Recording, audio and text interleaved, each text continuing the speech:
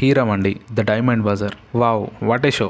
ఆ గ్రాండియర్ ఏదైతే ఉందో ఇట్స్ లైక్ ఆసమ్. హీరామండి ఈ సిరీస్ హిస్టారికల్ థ్రిల్లర్ జోనర్లో ఉంటుంది.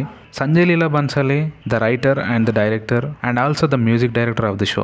బన్సాలి ప్రొడక్షన్స్ ఈ సిరీస్ని ప్రొడ్యూస్ చేశారు. క్యాస్ట్ విషయానికి వస్తే Manisha Koirala, Sonakshi Sinha, Aditi Rao, Richa Chanda, Sanjida Sheikh, Sharmin Segal and final in the list Shruti Sharma. Story plot line విషయానికి వస్తే ఇండిపెండెన్స్ టైం లాహోర్లోని హీరామండి అనే ఏరియాలో ఉండే రెడ్ లైట్ ఏరియాలో జరిగే రివెంజ్ డ్రామా. స్టోరీ లైన్ 1, మల్లికాజాన్ అనే లేడీ తన సొంత అక్కని చంపి హీరామండిని తన చేతిలో పెట్టుకుంటుంది. మల్లికాజాన్ తన అక్క కూతుర్ని చిన్నప్పుడే ఒక నవాబుకి అమ్మేస్తుంది. తనే ఫరీదాన్ తిరిగి వచ్చి మల్లికాజాన్ నుండి ఎలా హీరామండిని తిరిగి పొందుతుంది అనేది స్టోరీ ప్లాట్ లైన్ 1. స్టోరీ 2, మల్లికాజాన్ పెద్ద కూతురు బిబోజాన్ తను కూడా హీరామండిలో ఒక వేశ్యగా పనిచేస్తూనే తను స్వాతంత్రానికై పోరాడే యోధులకు సమాచారాలు అందిస్తూ ధనాన్ని అందిస్తూ సహాయం చేస్తుంది. తను అనుకున్న విధంగా స్వాతంత్రానికి తన జీవితాన్ని ఎంత త్యాగం చేసింది అనేది సెకండ్ లైన్. థర్డ్ లైన్ విషయానికి వస్తే మల్లికాజాన్ రెండో కూతురు వహీదాని మల్లికాజాన్ వేశ్య చేయాలనుకుంటుంది. కానీ తాను దానికి విరుద్ధంగా కవి అవ్వాలనుకుంటుంది. ఈ ప్రాసెస్ లో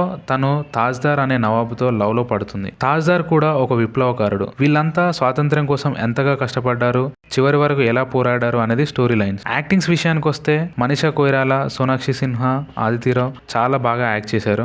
స్టోరీ లైన్ లో పెద్దగా కంటెంట్ లేదు అనిపించింది. స్టోరీలో స్ట్రెంత్ లేకపోవడం వల్ల సిరీస్ అంతా ఫ్లాట్ గా వెళ్తుంది. టెక్నికాలిటీ విషయానికి వస్తే డైరెక్షన్ అండ్ సినిమాటోగ్రఫీ చాలా బాగుంది. షో గ్రాండియర్నెస్ అలా చూస్తూ ఉండిపోతాం. కానీ ఒక్క వావ్ మూమెంట్ కూడా లేదు సిరీస్ లో. క్యారెక్టర్స్ విషయానికి వస్తే బిబోజాన్ క్యారెక్టర్ నాకు చాలా బాగా నచ్చింది. వహీదా మరియు తాజ్దార్ మధ్య కెమిస్ట్రీ కూడా చాలా బాగుంది. ఈ షోలో డైరెక్టర్ ప్రీ ఇండిపెండెన్స్ టైంలో వేశ్యలు చేసిన సాక్రిఫైజెస్, తరువాత వాళ్ళ వృత్తులు మాని సమాజంలో కలిసిపోవడానికి వాళ్ళు చేసిన సాక్రిఫైజెస్ మరియు స్ట్రగుల్స్ ని ఎక్స్ప్రెస్ చేశాడు. మెసేజ్ ఎంత గొప్పదైనా కూడా ఎందుకో స్టోరీ లైన్ లో పెద్ద స్ట్రెంత్ లేకపోవడం వల్ల అనుకున్న స్థాయిలో సాటిస్ఫై చేయలేకపోయింది. నాకైతే ఈ షో పర్లేదు అనిపించింది. షోలో ఉన్న విజువల్స్, గ్రాండియర్నెస్ కోసం, యాక్టర్స్ పర్ఫార్మెన్సెస్ కోసం షో చూసేయొచ్చు. 8 hours ఆఫ్ రన్ టైమ్తో 8 episodes నెట్ఫ్లిక్స్లో స్ట్రీమ్ అవుతుంది. తప్పకుండా చూసేయండి. Thanks for watching the video.